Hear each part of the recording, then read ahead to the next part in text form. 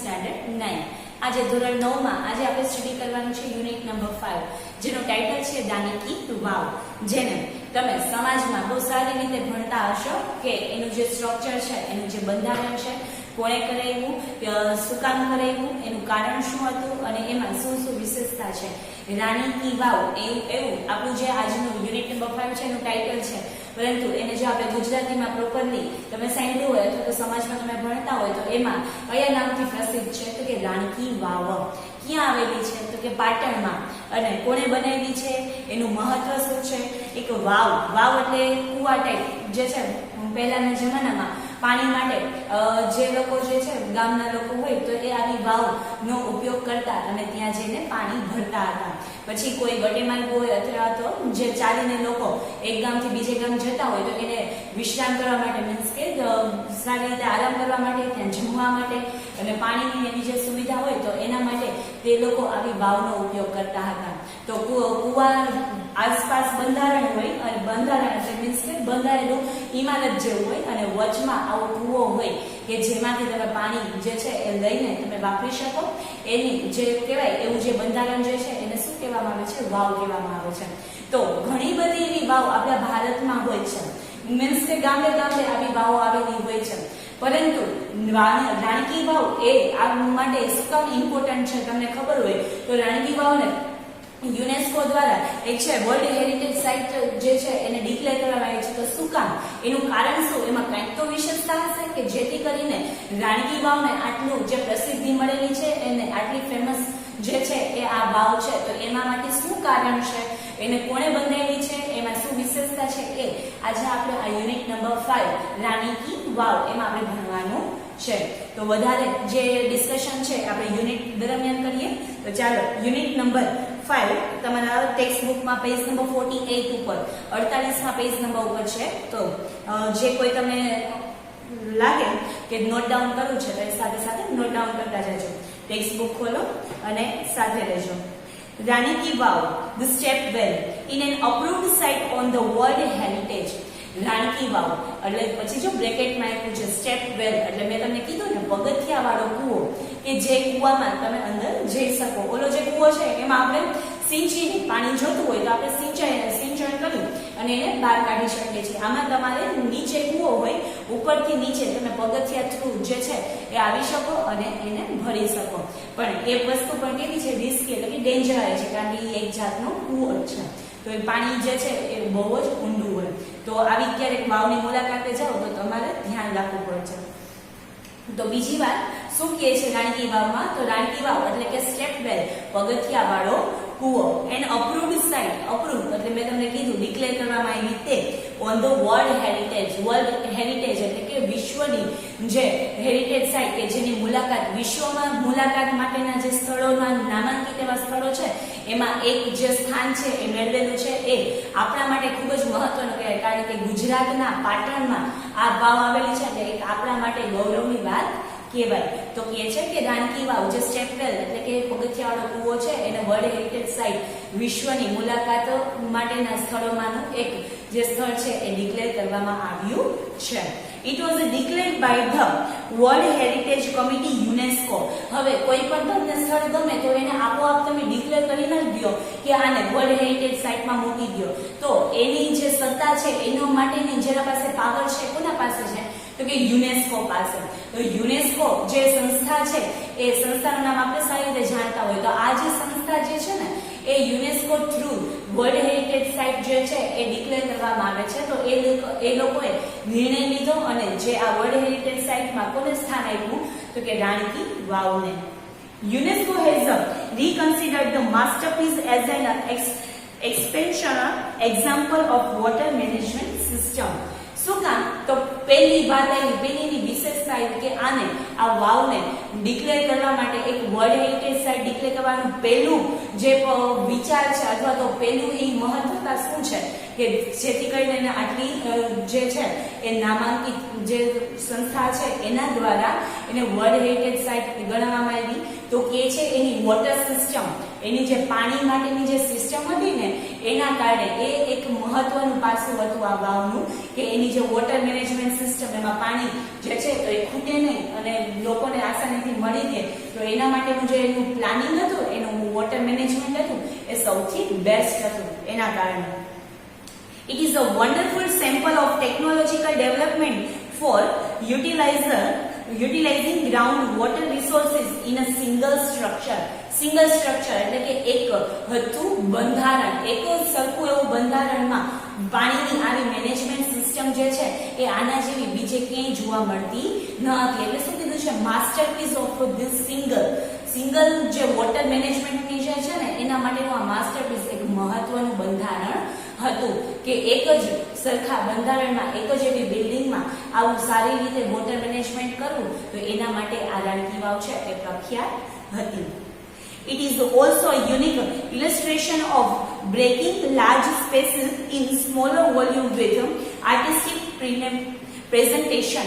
બીજું એનું શું છે તો એનું પ્રેઝન્ટેશન આર્ટિસ્ટિક એટલે કે આર્ટ જે છે મીન્સ કે કલાકૃતિઓ, એની જે કલાકૃતિ હમણાં આપણે આગળ જોઈએ છીએ કે કલાકૃતિમાં જેનું બંધારણ જે છે મીન્સ કે એની બિલ્ડિંગ આખી જે છે એને શું કરેલું છે તો એને ખૂબ જ કલાકૃતિથી એને આખું ડેકોરેશન કરેલું છે. તો એના ડેકોરેશનને લીધે, એના આ કલાકૃતિને લીધે પણ એક એ અલગ સ્થાન પામે છે, કારણ કે વાવ છે તો એમાં પાણી હોય અને પાણીની સિસ્ટમ એ તો મહત્વની બાબત છે જ, પણ સાથે સાથે આ વાવ ઉપરાંત એની આસપાસ જે બંધારણમાં જે લોકોએ કલાકૃતિ આપેલી છે ને એ સૌથી મહત્વની છે.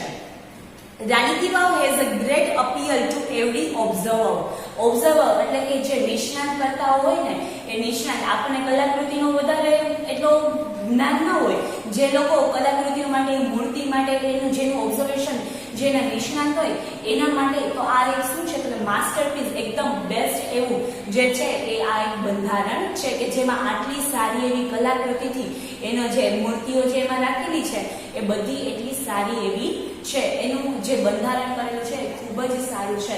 તો નિષ્ણાંતો જે છે એ નિષ્ણાંતો માટે આ તો એક શું છે તો કે સૌથી આકર્ષણનું કેન્દ્ર છે. તો આ હતું જે વર્લ્ડ હેરિટેજ સાઇટ એને ગણવામાં આવે છે કોના દ્વારા તો કે યુનેસ્કો દ્વારા, અને એનું કારણ શું તો કે એક એની વોટર મેનેજમેન્ટ સિસ્ટમ અને બીજું એનું ડેકોરેશન જે આર્ટિસ્ટિક રીતે કરવામાં આવ્યું છે કલાકૃતિઓથી, એ આ બે વસ્તુને લીધે એ સૌથી વધારે નિષ્ણાંતો માટે એક છે એ કેવું કેન્દ્ર તો કે આકર્ષણનું કેન્દ્ર બન્યું છે. ત્યારબાદ આગળ જોઈએ. Queen Udayamati the widow of King Bhimdev I constructed this vow between 1022 and 1063 AD. શું કીધું છે તો કે જે હવે કોને બંધાવી આ વાવ જે છે એને કોકે બંધાવેલી તો હશે, તો એમાં એમનું નામ આપેલું છે તો કે ક્વીન ઉદયમતી, રાણી ઉદયમતી. એ કોણ હતા તો કે વિડો એટલે કે વિધવા. કોના વિધવા તો કે કિંગ ભીમદેવ I, ભીમદેવ પહેલાના જે પત્ની હતા ભીમદેવ I.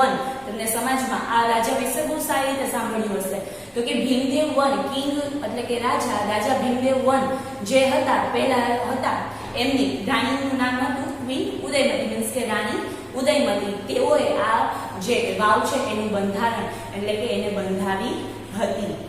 ક્યારે? ત્યાં સમયમાં તો કે 1022 થી 1063 ની વચ્ચેના સમયગાળામાં, 1022 થી 1063 ના સમયગાળામાં રાણી ઉદયમતી દ્વારા આ વાવ છે બંધાવવામાં આવી હતી. હવે પૂછવામાં આવે ઉદયમતી કોણ તો કે રાજા જે ભીમદેવ પહેલા છે એમની પત્ની, પણ કેવી? વિધવા. વિધવા એટલે ઉપરથી ખબર પડે કે ત્યારે આ રાજા ભીમદેવ પહેલા જે છે એ જીવિત ન હતા, એટલે કે એમના મૃત્યુ પછીની આ વાત છે. તો ભીમદેવ I જે રાજા હતા એ ભીમદેવ પહેલો એ જે છે એમનું મૃત્યુ થઈ જાય છે, એના પછી સત્તા ઉપર રાણી ઉદયમતી હોય છે. ત્યારે એમની સત્તામાં કે 1022 થી 1063 ના વચ્ચેના સમયગાળામાં આ વાવનું બંધારણ કરવામાં આવ્યું હતું, એટલે કે વાવને બંધાવવામાં આવી હતી. ત્યારબાદ Rani ki Vav has become one of the most popular places to visit in Gujarat. આપણે હમણાં જ વાત કરી એમ ગુજરાતમાં આવેલું છે પાટણ, અને પાટણમાં આ રાણી કી વાવ છે. તો કે ગુજરાતના જે ઘણા બધી સૌથી વધારે ગુજરાતમાં વિઝિટિંગ પ્લેસ જે છે મીન્સ કે મુલાકાત માટેના સ્થળો, એમાં સૌથી આકર્ષણનું કેન્દ્ર હોય ને તો એ કયું છે, એમાંનું એક તો કે છે રાણી કી વાવ. ગુજરાતમાં રાણી કી વાવ એ પણ એક આકર્ષણનું કેન્દ્ર બની ગયું છે. ત્યારબાદ king Bhimdev I belong to the Solanki dynasty of Anhilwad Patan. હવે આ ભીમદેવ પહેલા કોણ હતા તો એની વાત કરે છે કે ભીમદેવ પહેલા જે છે બિલોંગ ટુ સોલંકી ડાયનેસ્ટી એટલે કે સોલંકી જે છે એ સોલંકી કુળ, ડાયનેસ્ટી એટલે કે કુળ, સોલંકી કુળના, બીજી રીતે કેવું હોય તો સોલંકી વંશના. ભીમદેવ પહેલો જે છે એ કેના વંશના હતા તો કે સોલંકી વંશના હતા, અને બિલોંગ્સ ટુ અને ક્યાંથી એ બિલોંગ કરતા હતા એટલે કે ક્યાંના હતા તો કે છે અણહિલવાડ પાટણ. અણહિલવાડ પાટણના સોલંકી વંશના રાજા ભીમદેવ પહેલા હતા, એટલે કે અણહિલવાડ પાટણના સોલંકી વંશના રાજા ભીમદેવ પહેલા હતા. એમની પત્ની કોણ તો કે રાણી ઉદયમતી, અને તેઓએ 1022 થી 1063 ની વચ્ચે કઈ વાવ બંધાવી તો કે રાણી કી વાવ. After his death, Udaymati took up the project for solving the problem of water scarcity faced by the people of Patan. શું કહે છે તો આ કરાવવાનું કારણ શું તો કે રાણીને કોઈ જાતની પ્રસિદ્ધિ જોતી નહોતી, પણ એનું એક કારણ હતું કે જ્યારે રાજા જીવિત હતા ત્યારે આ પાટણના જે લોકો છે એને શું ફેસ કરવું પડતું, ફેસ એટલે કે મુસીબતનો સામનો કરવો. કઈ મુસીબતનો સામનો કરવો પડતો હતો કે વોટર સ્કેરસિટી એટલે કે વોટર એટલે કે પાણી, અને પાણીની સ્કેરસિટી એટલે કે તંગી, પાણીની તંગીની જે મુસીબત હતી એ આ લોકોને, જે પાટણના લોકો છે એ ખૂબ ફેસ કરતા હતા, એટલે કે પાણીની જે તંગી છે એની મુસીબત પાટણમાં ખૂબ જ વધારે હતી. અને આ જે રાજા છે એ સોલ્વ કરે એટલે કે આના વિશે વિચારે અને એના માટે કંઈક પગલાં કરે એ પહેલા જ રાજા ભીમદેવ પહેલા છે એમનું મૃત્યુ થઈ જાય છે. હવે એમનું મૃત્યુ થઈ જાય છે પછી આ વાત જે છે એ કોના પોતાને હાથમાં લઈ લે છે તો કે રાણી ઉદયમતી. એટલે આપણે કીધું છે કે king after the death Udayamati took up the project for solving the problem of water scarcity faced by the people of Patan. એટલે ત્યારબાદ આ જે પ્રોબ્લેમ, આ જે સમસ્યા છે એનું સમાધાન કરવા માટે રાણી ઉદયમતી જે છે એ આ લોકોના મુસીબતનો હલ કરે છે. શેના થ્રુ તો કે આ રાણી વાવ એટલે કે વાવ જે છે એને બંધાવવાનું શરૂ કરે છે, જેથી કરીને આ લોકોની, પાટણના લોકોને જે આ મુસીબત છે એમાં એ લોકોને રાહત થાય. Unfortunately, the queen also died before the completion of this structure. શું કહે છે તો હજી આ 1022 1063 એટલો બધો સમયગાળો આ વાવને બંધાવવા માટે થાય છે, તો એમાં શું થયું તો કે આ વાવ બંધાઈને સરખી રીતે આખી તૈયાર થઈ જાય એ પહેલા જ રાણી ઉદયમતીનું પણ શું થઈ જાય છે, મૃત્યુ થઈ જાય છે. એટલે કે આ વાવ જે છે આખી બંધાઈ જાય છે, પણ એ વસ્તુને જે છે એ વાવને એ પૂરેપૂરી બંધાયેલી રાણી ઉદયમતી પણ જોઈ શકતા નથી. ભીમદેવ પહેલાના મૃત્યુ પછી રાણી ઉદયમતી આ કામ એના હાથમાં લીધું હતું અને એને ચાલુ કરાવ્યું હતું, પરંતુ એ પૂરું થાય એ પહેલા રાણી ઉદયમતી પણ છે એનું શું થાય છે તો કે એમનું પણ મૃત્યુ થઈ જાય છે. Her beautiful idea has received immense appreciation. અને આમનો જે આઈડિયા જે છે, હવે એમનું મૃત્યુ થઈ ગયું તો આ કામ અધૂરું મૂકી દેવામાં આવતું નથી, અને એમના જે આઈડિયા છે, એનો જે વિચાર છે ને એને સરખી રીતે એમાં એ લોકોએ એક્સેપ્ટ કરી અને એમાં જે બંધારણ છે એમાં એ લોકો આગળ વધે છે. મીન્સ કે બંધારણ પછી વચ્ચેથી અટકાવી દેતા નથી, પરંતુ એને રાણીનો વિચાર હતો, રાણીનો નિર્ણય હતો, તો એ માનીને એ લોકો એ વિચારને માન આપીને એને પૂરેપૂરું કરે છે. Queen's Stepwell or Rani Ki Vav is a 7-storied structure. હવે આ જે વાવ છે એના માટેની જે માહિતી છે, આ વાવ કેવી છે, એની શું વિશેષતા છે એ આપણે આગળ કીધું કે એની સ્ટ્રક્ચરને લીધે અને વોટર મેનેજમેન્ટ સિસ્ટમને લીધે શું છે તો કે આ પ્રખ્યાત છે.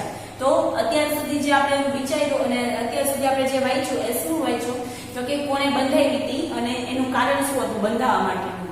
તો રાણી ઉદયમતી જે છે એમને બંધાવેલી હતી, પરંતુ આ બંધાવીને કમ્પ્લીટ થઈ જાય એ પહેલા જ એમનું મૃત્યુ થઈ જાય છે. પરંતુ કામ છે વચ્ચેથી અટકતું નથી અને આખી વાવ જે છે એ સારી રીતે બંધારણથી એને કમ્પ્લીટ કરવામાં આવે છે. હવે વાવનું જે છે વિવરણ આવે છે, વાવનું વર્ણન કરવામાં આવે છે. તો પેલી ક્વીન્સ ચેપેલ એટલે કે જે રાણીનો પગથિયાવાળો કૂવો, એક એમ પણ કહી શકાય, ઓર રાણી કી વાવ, અને બીજું રાણીની વાવ, કારણ કે રાણી ઉદયવતી એનો આ વિચાર છે અને એનાથી બધાનું ભલું થયું છે એટલે આ વાવને શું નામ આપ્યું તો કે રાણી કી વાવ. રાણી કી વાવ કયો કે રાણી કી વાવ કયો, બંને સેમ છે. તો એના માટે કહે છે કે રાણી કી વાવ ઇઝ અ 7 સ્ટોરેજ એટલે કે માળ, અને સ્ટ્રક્ચર, આ સ્ટ્રક્ચર એટલે કે બંધારણ, આ વાવનું બંધારણ છે ને એ કેટલા માળનું છે તો કે 7 માળની આ વાવ છે. This east facing stepwell is 64 meters long. હવે આ કૂવો જે છે એની લંબાઈ શું કહે છે તો કે 64 મીટર જેટલી શું છે લોંગ એટલે કે લાંબી છે. 20 meters wide, 20 મીટર જે છે વાઇડ એટલે કે પહોળી છે. એન્ડ 27 meters deep, અને 27 મીટર જેટલી શું છે ઊંડી છે. હવે એનું કદ અને આકાર કહે છે કે આ સ્ટેપવેલ, આ કૂવો જે છે એ 64 મીટર જેટલો લાંબો, 20 મીટર જેટલો પહોળો અને 27 મીટર જેટલો ઊંડો છે.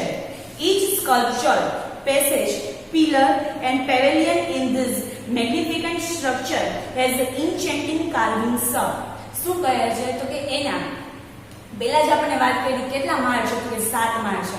હવે આ 7 માળમાં ઈચ સ્કલ્પચર એટલે કે એ બધાનું જે માળ છે એના બંધારણ છે તેમાં પેસેજ, એનો જે પેસેજ એટલે કે માળ તરીકે જે એને ઓળખાય, તો એ જે માળ એની જે લોબી છે, ત્યારબાદ એના પિલર એટલે કે જે થાંભલા હોય એને માટેના તો એ pillar, and pavilion in the magnificent structure has an enchanting carving. enchanting એટલે કે ભગવાનને લગતા ભજન કરી શકાય, એને આપણે કોઈ પણ ભક્તિ કરી શકાય એવા ભક્તિ મગ્ન જે છે અથવા તો ધાર્મિક જે છે એ વૃત્તિને લગતું આખું બંધારણ છે. એનું મતલબ આપણે બીજી રીતે કરવું હોય તો બધા એના માળ, એ માળની દિવાલો, એના જે સ્તંભ છે, એની જે લોબી છે, આ 7 માળમાં આ બધી જ વસ્તુમાં શું એ લોકોએ કહ્યું છે કે ધાર્મિક કલાકૃતિઓથી સુશોભિત છે.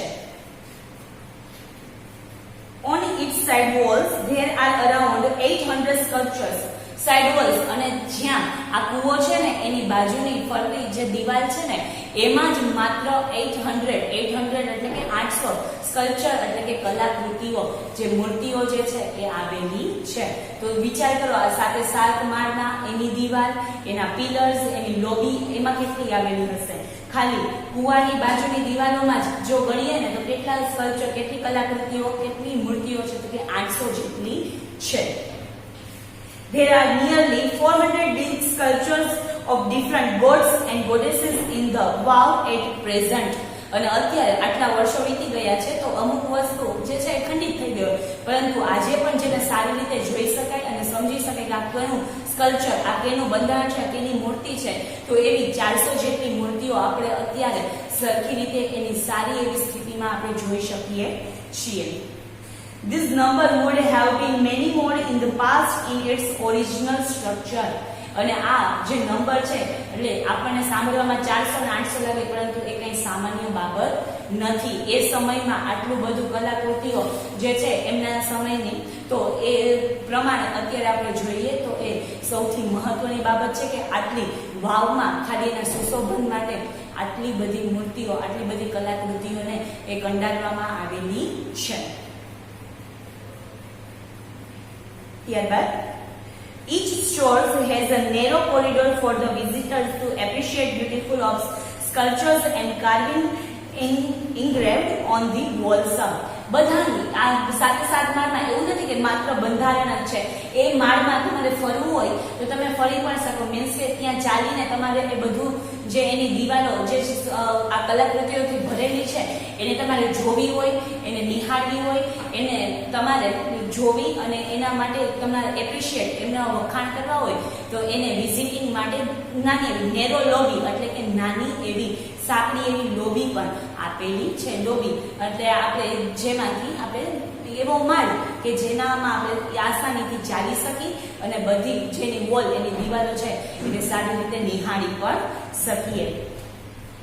તો એવી જે છે એ બધા જ માળમાં લોબી આપેલી છે કે જેથી કરીને જે મુસાફરો છે, જે વિઝિટર્સ છે એને જોઈ શકે, એને નિહાળી શકે અને એનો આનંદ ઉઠાવી શકે અને આ લોકોની જે કલાકૃતિ માટેની જે મહેનત છે એના વખાણ પણ કરી શકે.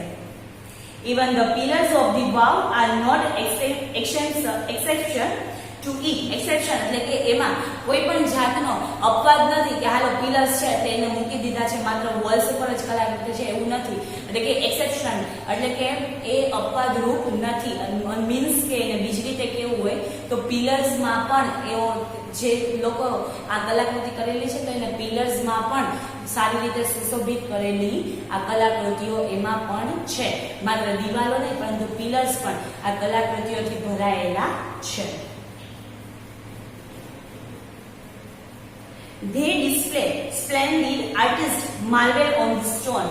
અને આ જે સ્ટોન એટલે કે પથ્થર ઉપર જે કલાકૃતિનો હોય ને એનો બેસ્ટ નમૂનો જે છે આપણે બેસ્ટ એવી વાત, બેસ્ટ એવું સ્થળ છે એક ગણાવી શકાય. કોને? તો કે રાણકી વાવને. કારણ કે એના તમામે તમામ માળ 7 માળ છે. એ 7 માળની લોબીઓ, એની દિવાલો, એની છત, એના પિલર્સ આ બધાને એ જે છે એમને ખૂબ જ સારી રીતે કલાકૃતિથી ભરચક એ રીતના જે છે એને સુશોભિત કરેલા છે.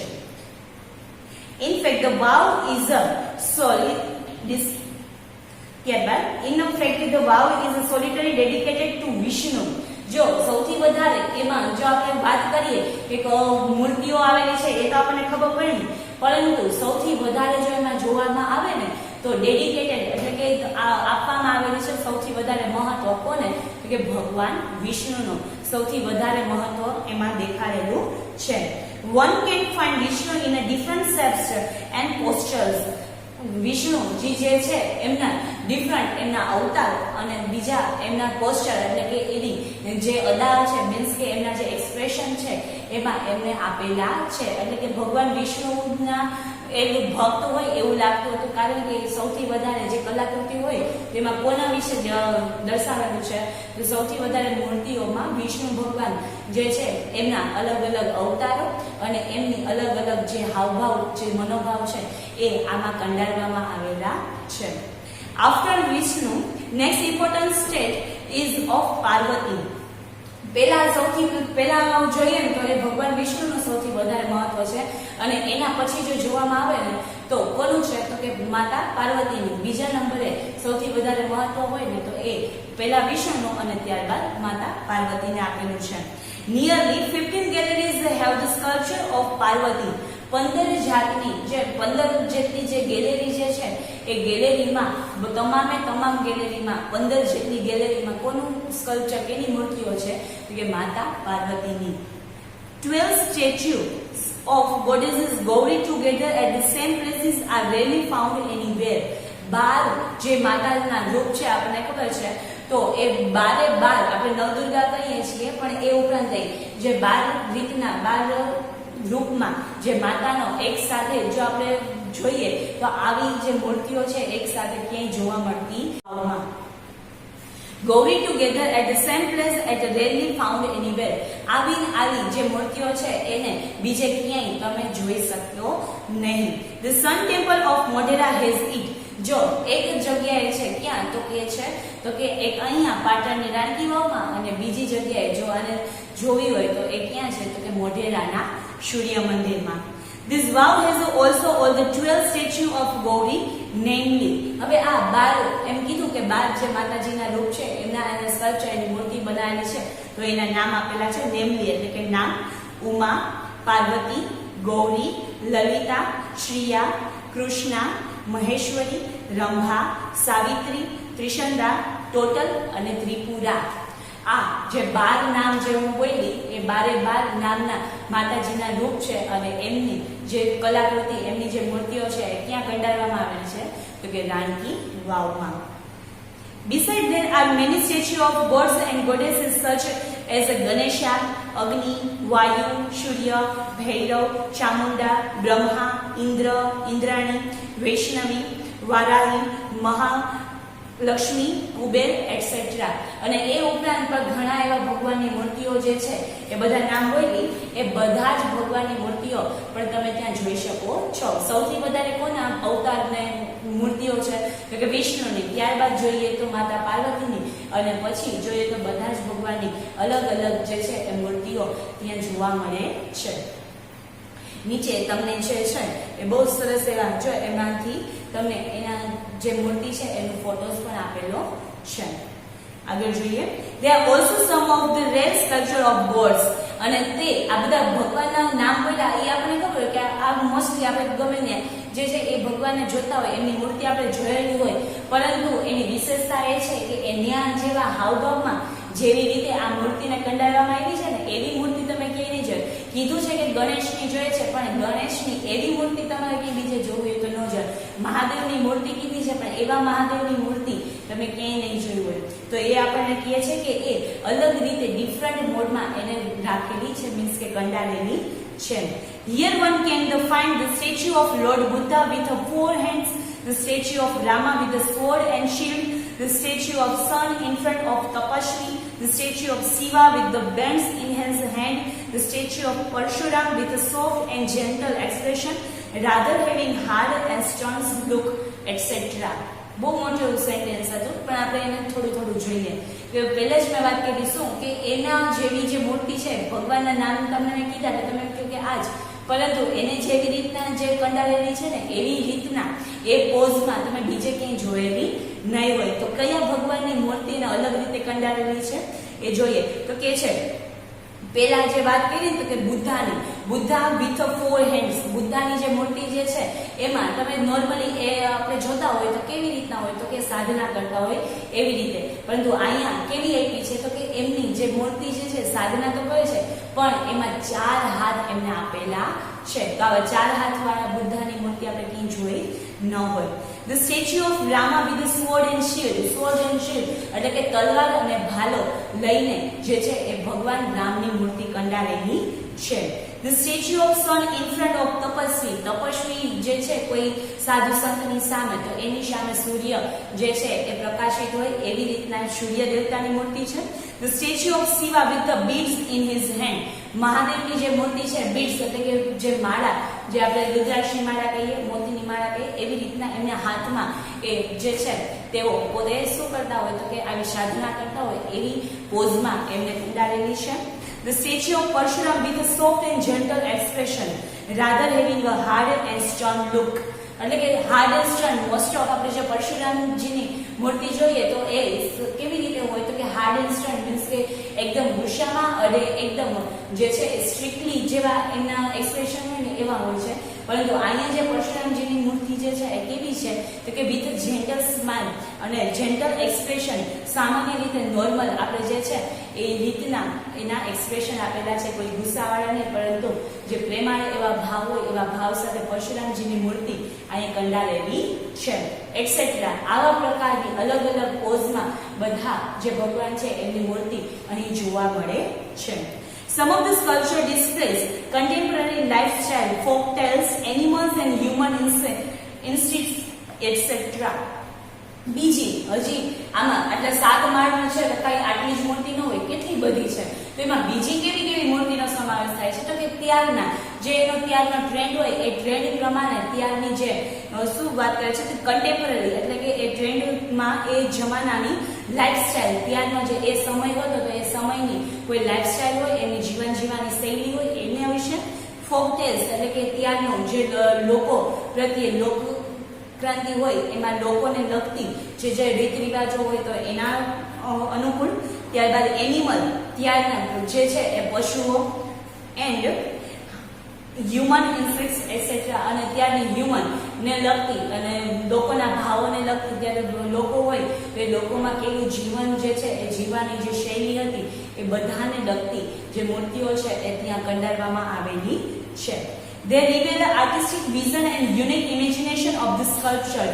અને આ જે છે કે લોકોને લગતી આજ દિવસ સુધી આપણે બધી મૂર્તિઓ જોઈ હોય તો કોની કોની હોય તો કે બધા ભગવાનની હોય, દેવી દેવતાઓની હોય અને અપ્સરાઓની હોય, પરંતુ આ લોકોએ બીજી એની નવીનતા શું હતી કે આ આવી સામાન્ય જનજીવનની જે બાબત છે એને પણ એને મૂર્તિના આ જે જગત છે એમાં સમાવી લીધી હતી. એટલે જેથી કરીને આપણે એક મોસ્ટ ઇમ્પોર્ટન્ટ વસ્તુ શું જાણવા મળે કે ત્યારના જમાનાની શું રીત રિવાજ હતા, એમનો પહેરવેશ કેવો હતો, એમના શૃંગાર કેવા હતા, આ બધી જ વસ્તુ એમની આ મૂર્તિઓ જોઈને આપણને ખબર પડે છે. તો કે આ મહત્વનું પાસું છે કે એમને આ વસ્તુ એની ઇમેજિનેશન અને એ જે કંઈ હતી એની મહત્વતા એને કેમાં લઈ લીધી તો કે આ કલાકૃતિઓમાં એને કંડારી નાખી. There are nearly 300 statues of Apsaras.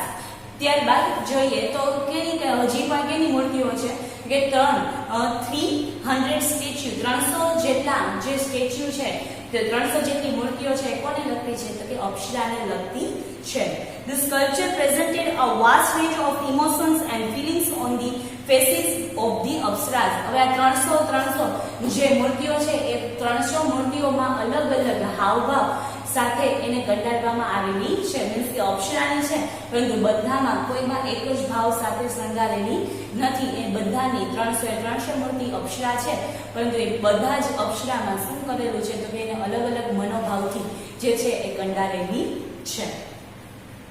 The sculpture presented a vast range of emotions and feelings on the faces of Apsara. Emotion એની જે લાગણી, એનો જે ભાવ છે, એની જે ફિલિંગ્સ છે એ બધાને એને એના ફેસ ઉપર જે છે એ સારી રીતે કંડારાવેલી છે.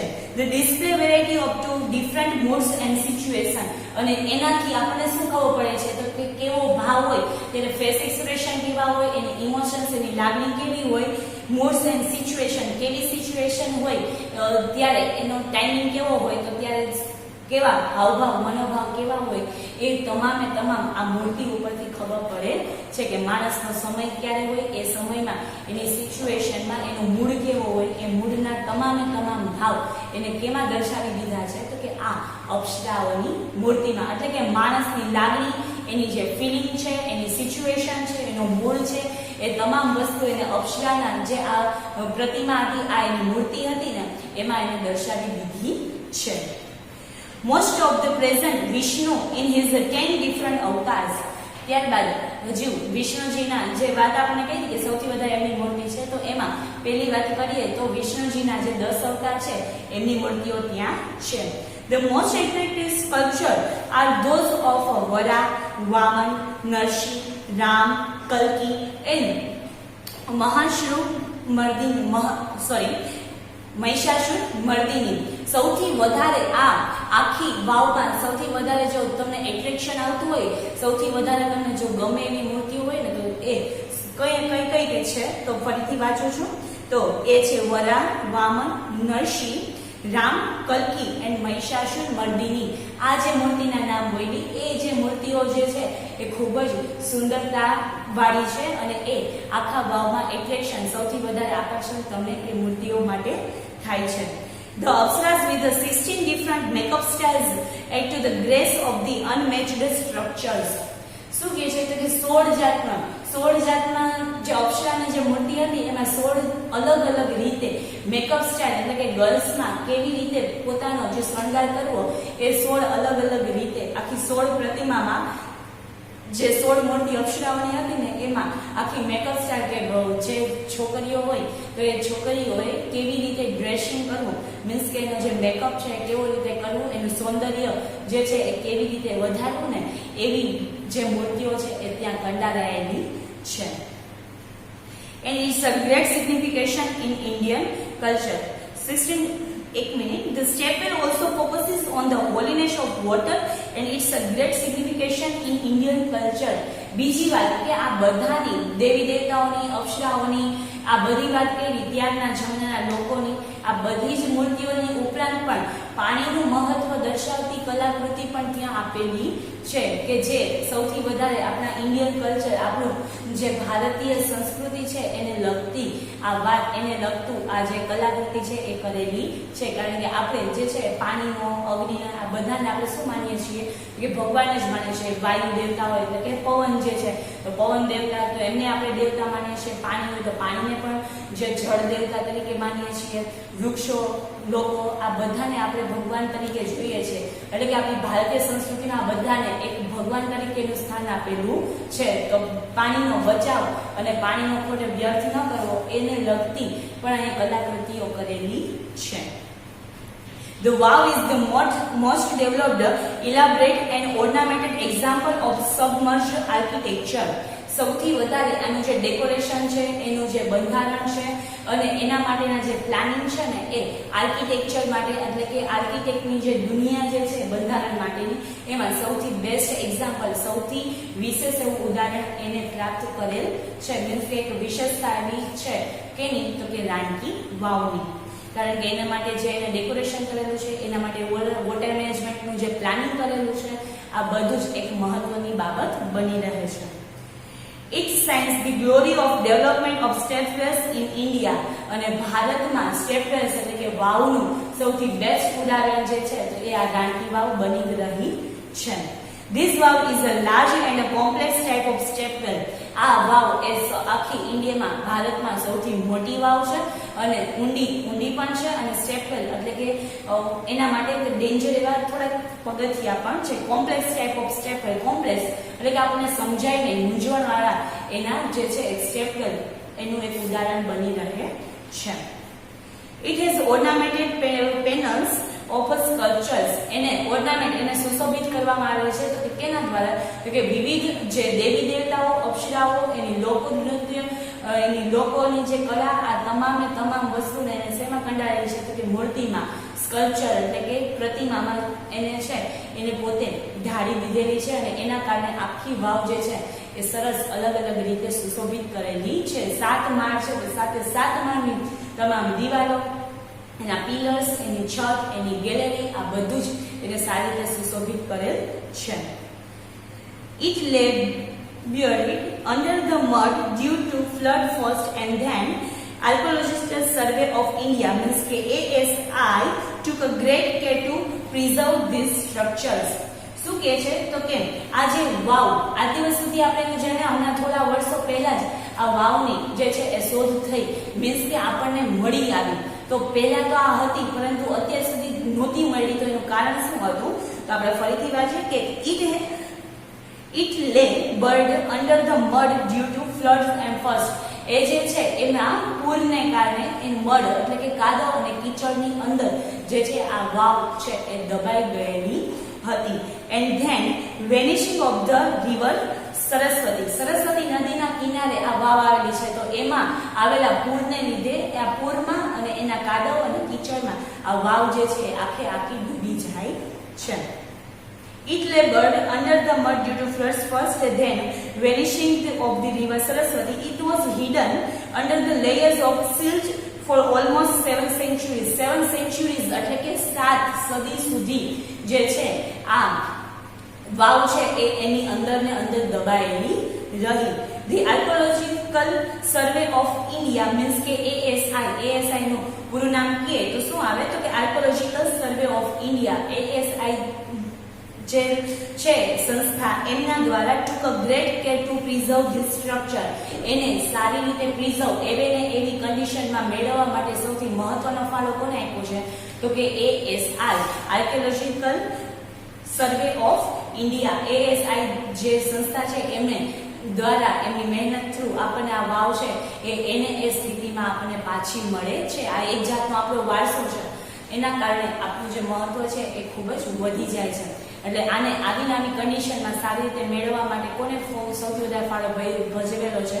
તો કે ASI, archaeological survey of India. આવું શું કામ કીધું? તો જ્યારે પણ આવા વારસો કે એવું કંઈ છે એવા આપણને મળી આવે તો એને ગમે ખોદકામ થતું નથી. એના માટે તમે ઘણીવાર જોયું હોય તો નાની એવી જે પીછીઓ છે કે આ છે તે છે, તો એના એટલી બધી મહેનતથી એને સારી રીતે બહાર કાઢવામાં આવે છે. ગમે એમ જે છે એ કુહાડી કે પાવલા કે એમ લગાવી એને મારી જે છે એને બહાર કાઢવામાં આવતી નથી. એને ખૂબ જ સાવચેતીથી એને મુશ્કેલીથી એને પોતે પાછી મેળવવામાં આવે છે. તો સૌથી વધારે આટલું મોટું બંધારણ આપણે એઝ ઇટ ઇઝ મળી રહે તો એના માટેની જે મુશ્કેલી છે એ પણ ખૂબ જ થાય, એની પાછળ જે મહેનત છે એ પણ ખૂબ જ થાય. તો આવીને આવી આપણને કોને પ્રાપ્ત કરાવી છે? તો આમાં કોની મહેનતનો અને ફાળો વધારે છે? તો કે ASI no. In February 2030, ASI nominated this vow for the World Heritage Site.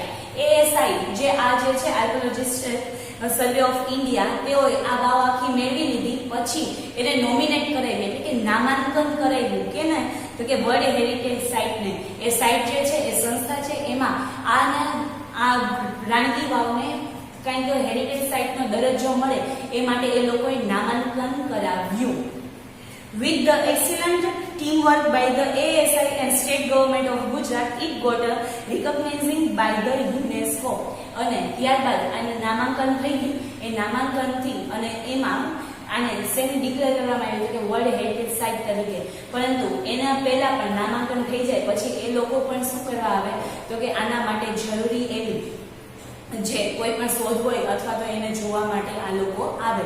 એમને એમ જેમ નામાંકન થાય અને એમને એમ એને ડિક્લેર કરી દે નહીં. તો કે કોનું ટીમ વર્ક છે? તો કે આને સારી રીતે મેળવવામાં સૌથી વધારે મહેનત અને સૌથી વધારે જો ટીમ વર્ક હોય તો એ ASI નું અને બીજું છે ગવર્મેન્ટ ઓફ ગુજરાત. આ બંનેના સારા એવા પ્રયત્નથી આ જે આખી વાવ છે એને યુનેસ્કો દ્વારા વર્લ્ડ હેરિટેજ સાઇટ એટલે કે વિશ્વના પ્રસિદ્ધ એવા નામાંકિત સ્થળોમાં એનું નામ નોંધાવવામાં આવ્યું અને હવે એ પ્રસિદ્ધ પણ પામી.